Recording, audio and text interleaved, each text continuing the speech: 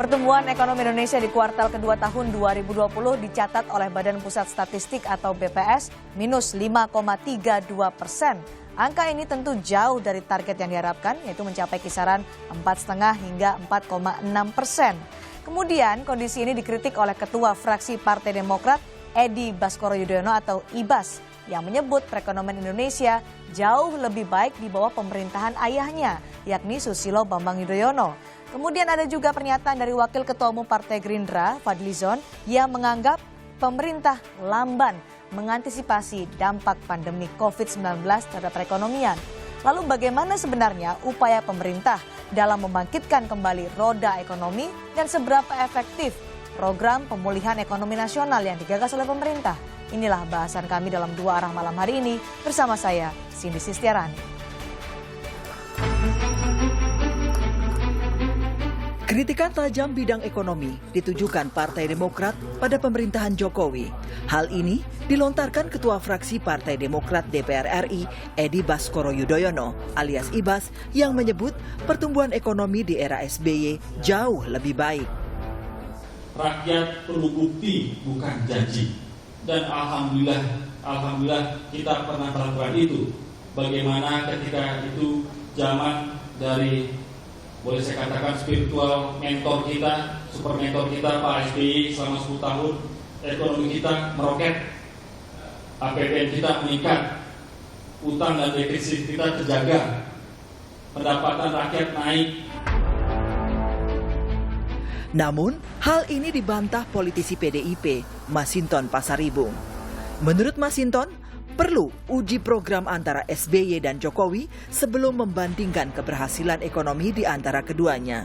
Nanti setelah selesai normal semua, barulah kemudian nanti kita bisa bikin perbandingan-perbandingan.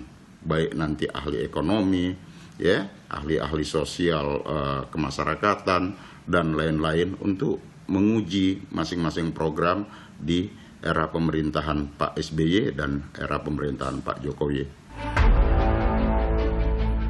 Pandemi Corona memang membuat kondisi ekonomi Indonesia terancam resesi. Usai mencatatkan pertumbuhan minus 5,32% di kuartal kedua, pemerintah berharap kondisi ekonomi akan membaik di kuartal ketiga nanti.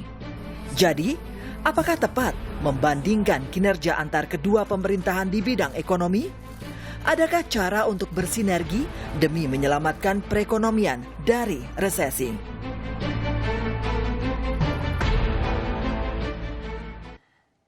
Ada kritikan yang dilontarkan oleh Ketua Fraksi Partai Demokrat Edi Baskoro Yudhoyono terhadap kinerja pemerintah dalam hal ekonomi. Inilah bahasan kita yang soal kritikan ekonomi di tengah pandemi bersama narasumber yang telah hadir di studio Dua Arah dan juga bergabung melalui Zoom. Di studio sudah hadir Pak Misbakun, anggota DPR RI dari fraksi Partai Golkar. Selamat malam, Pak Misbakun. Selamat malam, Mbak Cindy. Selamat malam pemirsa. Terima kasih sudah bergabung bersama kita di Dua Arah. Kemudian juga ada Pak Didi Rahbini, ekonom senior Indef. Selamat malam.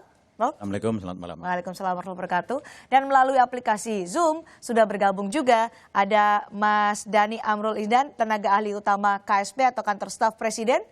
Selamat malam Mas Dhani. Selamat malam Mbak Sidi. Assalamualaikum warahmatullahi wabarakatuh. Pemirsa Kompas yang berbahagia, salam sehat selalu. Selamat malam Prof. Didi, Pak Misbakun. Ya, baik, selamat malam. Terima kasih, mudah-mudahan sehat selalu juga Mas Dhani. Dan bergabung juga Wakil Ketua Umum DPP Partai Demokrat, Bu Vera Febianti. Selamat malam, Bu Vera. Selamat malam. Assalamualaikum warahmatullahi wabarakatuh. Semoga kita sehat semua. Baik, terima kasih Bu Vera. Saya langsung ke Bu Vera aja dengan pernyataan dari IBAS, Edi Baskoro Yudhoyono, yang menyatakan kondisi ekonomi di pemerintahan Susilo Bambang Yudhoyono atau ayahanda Mas IBAS jauh lebih baik dibandingkan pemerintahan saat ini. Kenapa harus mengeluarkan kritikan seperti ini dan apa sebenarnya tujuannya? Sebetulnya pada saat itu perlu saya klarifikasi adalah dalam konteks pertemuan antara Ketua Umum dan pengarahan dengan fraksi Partai Demokrat di DPR RI beberapa waktu yang lalu. Di situ memang betul nyata di mana Ketua Fraksi menyampaikan bahwa kondisi ekonomi saat ini sedang melemah dibandingkan dengan kondisi ekonomi pada saat rezim pemerintahan SBY selama 2 periode. Dan itu semua data bisa kita buka dan memang bisa terlihat dengan nyata. Tentunya setiap masa pemerintahan dari zaman ke zaman penuh dengan tantangan dengan bidangnya masing-masing. Dan ketika itu kami meyakini bahwa apa yang disampaikan semua itu berdasarkan fakta dan data yang ada yang kami miliki dan itu bisa di-searching melalui beberapa Indikatornya apa nih Bu Vera? indikatornya. Ketika pada saat dimulainya pemerintahan SBY pada saat itu kita adanya musibah ataupun yang terjadi itu mengenai tsunami pada tahun 2005 itu dimulai dulu dengan beberapa persoalan di dalam negeri dan pada tahun 2004 sampai 2014 kita mulai harus mengakui bahwa pertumbuhan ekonomi pada pemerintahan SBY pada saat itu mencapai 6% sehingga mampu meningkatkan APBN kita sebanyak 4 kali lipat walaupun beberapa tantangan dan musibah terorisme dan tsunami pada saat itu datang menghadapi Kemudian? Dan 10 tahun 2004-2014 angka kemiskinan kita fakta yang saya sampaikan bukan asal kita berbicara tanpa data itu dari 16,7 menjadi 10%. Jadi ada penurunan beberapa single digit. Nah ini karena pemerintah sebelumnya terus bekerja keras sehingga menurunkan angka kemiskinan. Jadi itu indikator dari pernyataan Ibas. Jadi menurut Anda Pak Misbakun, tanggapan Anda soal kritik dari Edi Baskoro Beberapa Yudhoyono? pengangguran, banyak data sih yang perlu saya sampaikan dan tentunya itu salah satu. PDB Indonesia tercatat sebagai 5 besar. Iya Bu Vera, kami sudah dapat poinnya terkait dengan indikator-indikator itu. Jadi Pak Misbakun gimana tanggapan soal kritikan itu?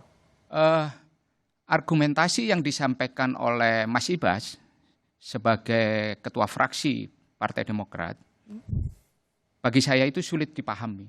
Kenapa? Karena tidak didasarkan kepada pemahaman terhadap permasalahan yang sebenarnya. Membandingkan angka-angka kuantitatif antara periode Pak SBY dengan periode Pak Jokowi, tanpa kemudian membandingkan kondisi kualitatifnya. Tadi kan sudah ada indikatornya, krisis juga ada sejumlah Angka-angka itu peristiwa. kan bukan sebuah angka yang lahir begitu saja. Kemudian angka pertumbuhannya disajikan, tapi angka inflasinya tidak. Kan harus lebih komprehensif. Itu yang saya sampaikan bahwa inilah kelemahan dasar pemahaman. Oke, jadi kalau menurut Anda kalau dibandingkan dengan pemerintahan Kalau SBY dan Jokowi gimana? Pemahamannya kurang, maka yang ditampilkan adalah angka yang dianggap paling baik. Jadi saya melihat ini ada mengalami proses defisit terhadap kondisi yang sebenarnya, tapi inflasi terhadap pujian. Itu. Karena apa? Ya karena pemahamannya kurang. Pemahaman mana yang menurut Anda kurang? Begini, contoh sederhana. Ada klaim itu? Pak SBY ya pernah mengalami proses booming harga komoditas. Pak Jokowi tidak pernah mengalami itu. Yang tadi disampaikan oleh Bu Vera, ekonominya kemudian di atas 6%, itu karena booming. Pak Didik tahu itu, proses booming harga komoditas yang mengangkat pertumbuhan ekonomi itu karena itu. Pada saat itu sampai kemudian given. Terus ada situasi yang lain. Ada kondisi global financial crisis pada saat 2008, tapi apa yang terjadi? Krisisnya di Amerika, bailout-nya di Indonesia. Pak Jokowi mengalami sisi itu. Supply side and demand side, kondisinya sangat berat. Kondisi sektor keuangan dipertahankan, tidak ada bailout. Dan tidak ada skandal. Jadi Bu Vera tidak bisa dibandingkan karena ada kondisi-kondisi tertentu yang menguntungkan pemerintahan Pak SBY pada saat itu kalau kita bicara soal konteks ekonomi. Ya, betul. Apa yang apa yang disampaikan oleh Pak Misbakun bahwa pada zaman era SBY itu diuntungkan dengan harga komoditas, itu betul kita yakini. Tapi juga bahwa setiap pada zaman Pak SBY bahwa kita mengalami bahwa kita semua mengetahui bahwa mengalami yang namanya krisis dalam negeri yaitu terorisme dan juga krisis ekonomi pada tahun 2008, krisis Eropa, dan itu krisis itu beruntun. Pertama krisis Amerika, setelah itu Yunani dan Eropa. Nah, dan setelah itu kita yakin pada saat itu bahwa pertumbuhan kita di dalam tertinggi tahun 2009, pada tahun 2009 itu nomor 2 di antara 2 negara-negara G20. Negara. Dan itu ada pandemi flu burung pada saat itu, sama kejadiannya.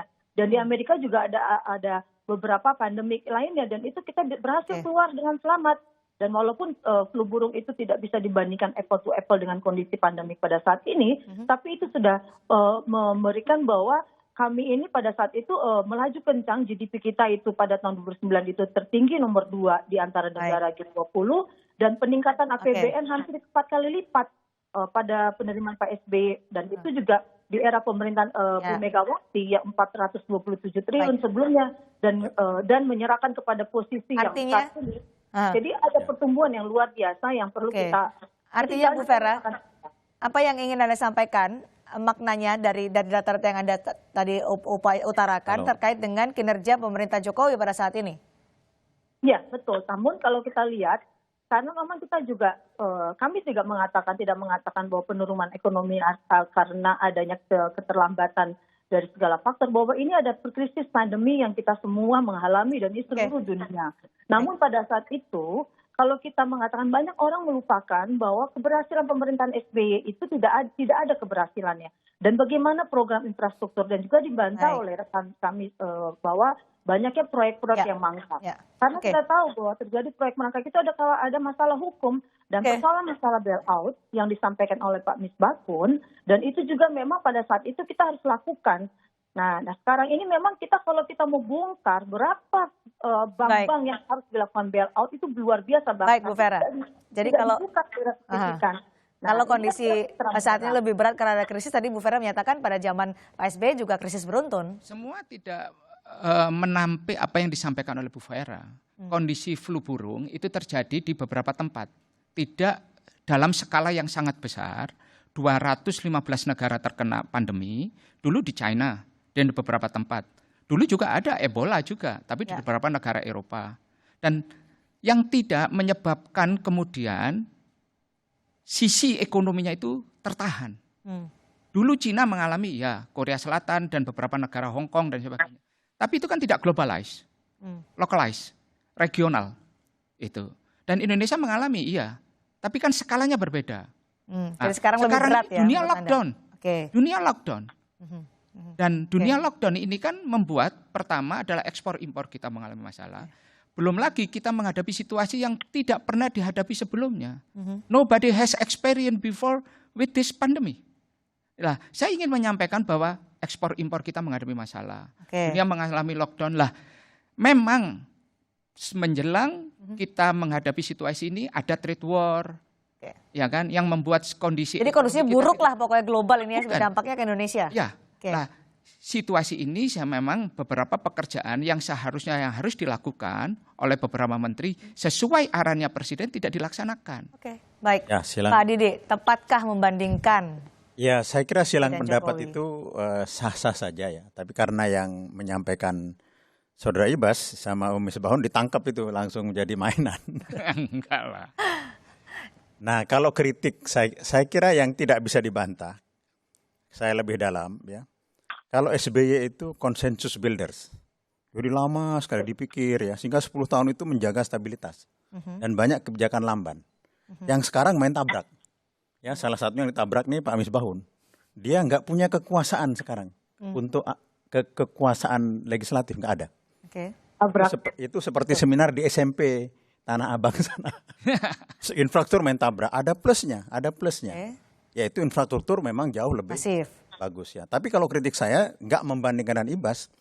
Coba Pak Misbahun, sasaran RPJP, RPJMN yang periode lalu, mana yang tercapai? Sasarannya sendiri tidak ada, kecuali satu, inflasi. Yang lain tidak ada, kemiskinan, pengangguran, segala macam nggak ada. Kembali ke konteks sebagai soal kritik di tengah pandemi, membandingkan juga dengan kinerja di pemerintahan SBY. Misbahun, betul itu tidak bisa dibandingkan. Juga SBY mengalami masa booming betul sehingga pertumbuhan 6,5%. Tapi kritik saya nih tidak membandingkan SBY. Sebelum COVID pun, ya Pak Jokowi tidak punya instrumen yang cukup. Termasuk kabinet, Menteri Keuangan, Menteri Ekonomi dan seterusnya. Nah ini kalau nyebut Menteri Keuangan Pak Misbahun ketawa.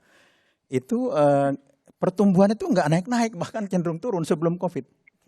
Kemudian saya kritik juga, ya teman-teman mengatakan lebih bagus daripada Jokowi sekarang. Tapi yang sekarang mengatakan bahwa kemiskinan paling hebat dalam sejarah, sepanjang sejarah, itu juga pernyataan nonsen. Ya. Coba saya kasih tahu ya di sini ya. Zaman Jokowi sebelum COVID nih, 1 tahun kemiskinan itu turun ya selama 4 tahun ini hanya 430.000. Ya. Baik. Zaman SBY itu 850.000. Zaman sebelumnya lebih bagus. Jadi masing-masing punya plus punya minus ya. Jadi zaman SBY itu consensus builder sehingga memutuskan lama ya. Zaman sekarang main tabrak.